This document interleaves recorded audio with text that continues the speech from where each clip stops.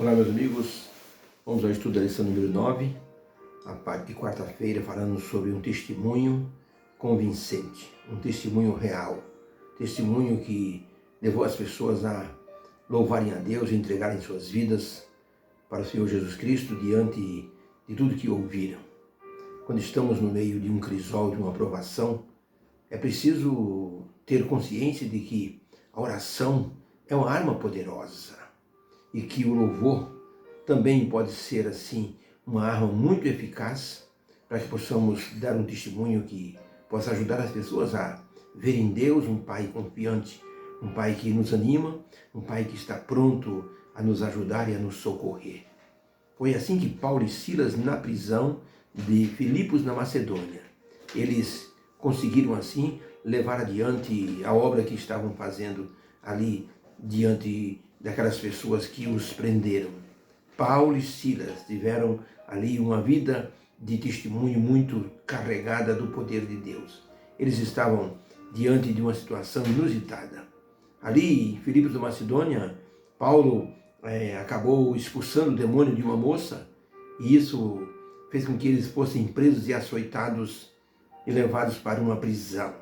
Por isso, o testemunho de Paulo e Silas foi um testemunho tão eficaz, a ponto de atrair as pessoas para a crença de Paulo, para a doutrina que Paulo estava falando sobre o Senhor Jesus Cristo.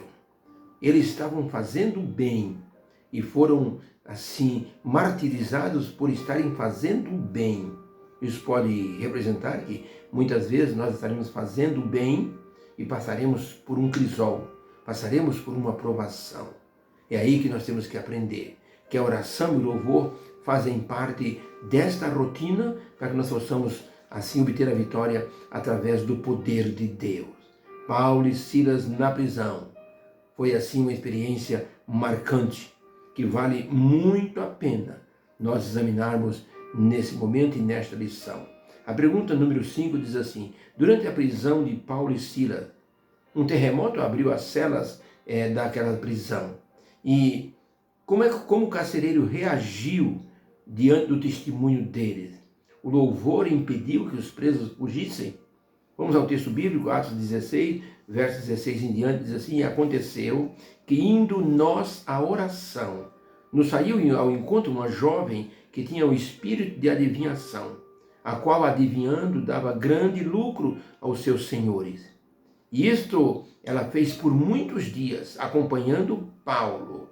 Mas Paulo, perturbado, voltou-se e disse ao espírito: em nome do Senhor Jesus, eu te mando que saias dela.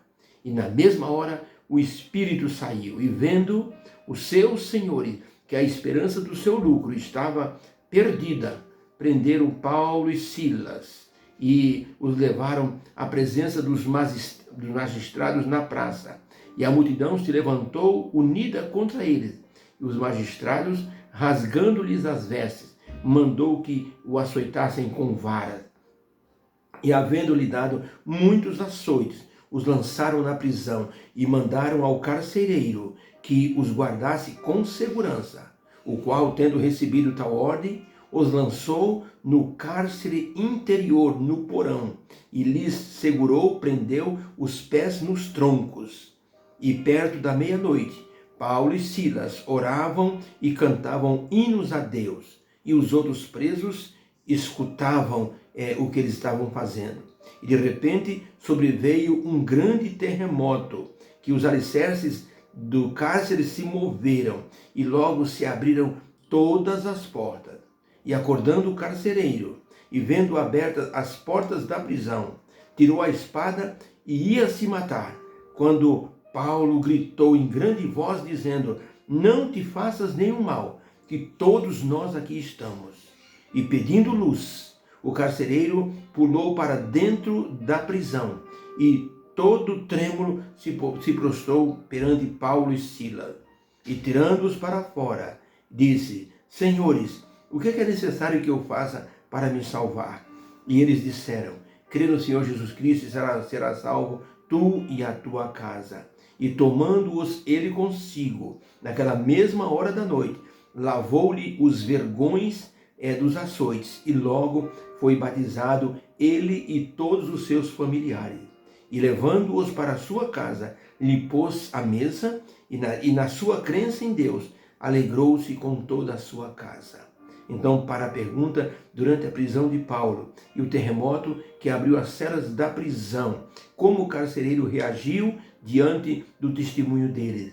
Os presos fugiram ou ficaram por causa do louvor? Resposta: depois das orações e dos cânticos, Deus agiu poderosamente e libertou a todos, mas eles não fugiram. O carcereiro aceitou Jesus na vida e foi batizado. Foi uma cena impressionante, que foi produzida através do louvor e da oração. Paulo e Silas estavam presos no porão, que era a prova de fuga. Havia muitos presos e Paulo e Silas cantaram e oraram por todos ali. Um terremoto abriu todas as celas, mas os presos que ouviram os cânticos e as orações não fugiram, porque uma força maior guardou a todos. Inclusive, quando Paulo estava em um navio que ia para Roma e o navio naufragou, Paulo disse ao comandante, quando o comandante disse, é melhor que matemos todos os presos, Paulo disse, calma, não precisa matar ninguém, todos nos salvaremos. Um anjo me falou que nós nos salvaremos. E agora na prisão ali na Macedônia, Paulo e Silas, eles oraram, cantaram, as celas se abriram e nenhum preso fugiu. O homem aceitou Jesus com toda a sua família, o carcereiro, e aqueles corações dos presos foram também abertos à influência do poder do Espírito Santo. Naquela noite foram salvos os presos e o carcereiro. Um terremoto abriu as portas da prisão, abriu o coração dos presos e abriu o coração do carcereiro e de toda a sua família. Quanto pode fazer uma pessoa consagrada através da oração e do louvor? Muitas vezes nós não percebemos, mas o nosso testemunho está influenciando vidas para a salvação. Uma moça se mudou com sua família para Paris, na França. Como eles estavam com pouco dinheiro, alugaram uma pensão, uma espécie de um pequeno hotel, onde não havia sala, era um quarto onde havia as camas e um banheiro lá dentro. A sala era um lugar comum que dava porta para todos os quartos. Mas toda manhã, aquele pai de família pegava a sua família, ia lá para aquele pequeno hall, e ali ele orava e cantava. E ali eles então se abraçavam e desejavam um bom dia para todos. E à noite faziam da mesma forma. A moça da família se envergonhava pensando, se algum hóspede passar vai achar que nós somos doidos. Alguns anos se passaram. E essa filha, moça, agora já uma mulher, estava numa ocasião numa convenção em Paris, quando de repente uma senhora veio falar com ela e disse, tudo bem? Ela disse, tudo bem. Você lembra de mim? Eu disse, não lembro de você. Mas a moça disse, mas eu lembro de você. Você não é daquela família que orava e cantava lá naquele espaço, naquele pequeno hotel? Ela disse, sim, sou eu, que vergonha. Disse, não, disse a moça, não se envergonhe. Ela disse, eu tinha vergonha quando minha família se ajoelhava para cantar e orar ali. A moça disse, você não sabe o quanto você e sua família me ajudaram. Eu estava uma noite a ponto de cometer um suicídio. E aquelas orações do seu pai, e aqueles cânticos da sua família, colocaram uma nova esperança no meu coração. E eu agradeci a Deus porque vocês existiam. E todas as noites eu acompanhava vocês orando lá do meu quarto. Eu me ajoelhava e ouvia a oração do seu pai. Você agradeça ao seu pai pelas orações e pelos cânticos que vocês cantavam ali. Salvaram a minha vida. Hoje eu sou uma crente em Jesus, graças ao testemunho de vocês. Aquela moça ficou emocionada. Ela disse, meu Deus, eu pensei que nós estávamos sendo uma espécie de, mico, pagando mico diante dos outros hóspedes, mas estávamos ajudando os outros com o nosso testemunho. Ellen White escreveu no livro Atos dos Apóstolos, página 464, o seguinte, a paciência e o bom ânimo de Paulo durante o seu longo e injusto aprisionamento, sua coragem e fé, foi uma espécie de um contínuo sermão. Seu espírito, tão diferente do espírito do mundo, dava testemunho de que um poder mais alto do que a terra habitava com ele. Quando nós cantamos e nós oramos, nós estamos nos valendo, melhor dizendo, de um poder mais alto do que nós podemos imaginar. Deus está ao nosso lado para nos ajudar. O incrédulo desafiou um crente para um debate público. O incrédulo disse: eu desafio o senhor que é crente para um debate público. Vamos discutir nossas doutrinas. Eu vou falar sobre materialismo e o senhor fala sobre o seu Cristo. Então o crente disse: eu tenho uma proposta para o senhor. Eu aceito o desafio, mas com uma condição. Eu quero trazer para o auditório e chamar na frente 100 pessoas das mais diferentes classes sociais. Vou chamá-las à frente e cada uma vai dar o seu testemunho e vai cantar o seu louvor preferido para mostrar ao Senhor o que Deus fez naquelas vidas.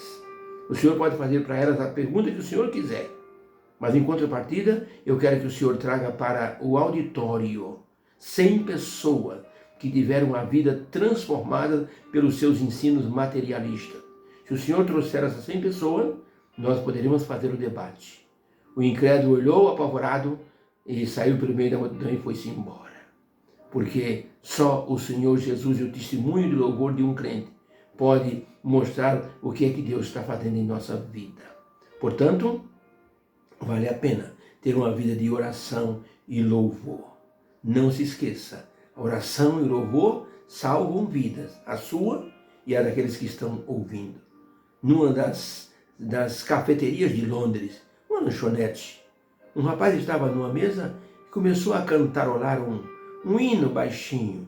Um outro homem estava em outra mesa e ficou escutando aquele homem cantar aquela música baixinho. Saiu de sua mesa, foi até a mesa do que estava cantando e disse: com licença, o senhor esteve na Segunda Guerra? O homem que estava cantando a música disse: sim, eu estive na Segunda Guerra. O senhor esteve em tal cidade? Sim, disse o homem, eu fui soldado de uma companhia inglesa, eu estava nessa cidade. O senhor esteve numa fazenda que tinha as paredes amarelas e a cerca era toda branca? O homem disse: curioso, eu estive nessa fazenda, minha companhia estive lá. Aquele homem disse: pois eu era seu inimigo na guerra, eu sou de outro país. E enquanto o senhor estava naquela fazenda com a sua companhia de soldados, eu era líder de uma outra companhia inimiga. E eu vi o senhor. E eu tinha o senhor sob a mira do meu rifle. E meu dedo, 2 vezes, eu pensei em apertar o gatilho. Mas quando eu ia apertar o gatilho para dar o tiro fatal sobre o senhor, eu vi uma coisa que me impressionou. Eu vi o senhor cantando um hino. E quando eu vi o senhor cantando o hino, o dedo no gatilho parou. O hino que o senhor estava cantando era um hino que minha mãe cantava quando eu era muito pequeno. Eu tive a lembrança da minha infância de minha mãe cantando aquele hino. O senhor foi salvo por um hino que o senhor estava cantando.